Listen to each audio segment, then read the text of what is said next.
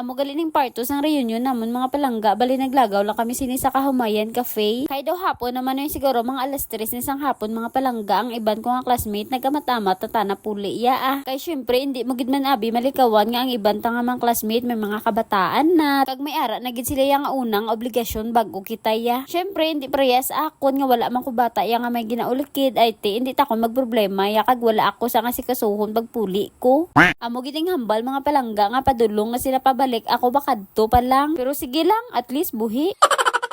Bali, nakaabot na gali kami diri sa amon nga palakadtuan mga palangga. Dire gali ni siya sa Kahumayan Cafe. Paagyan ko man ni siya magpuli ko sa balay mga palangga. Pero ambot nga subong lagi ko yan nakalakat diri. Hindi ko balaan. Actually, dugay naman tani kami maglakat diri. Pero permi lang abi cancel. Mayad man gani ni mga palangga. Naghagadanay kami at least nakadayon gid man ko diri diba? Ay sos. Aring mga classmate ko lang tawan nyo lang mga palangga. Nagpakuno-kuno naman diri. Daw si mga kakurek balahaw abi mo kung damo gid sila orderon gali kay nachos kay dalawa ka mineral.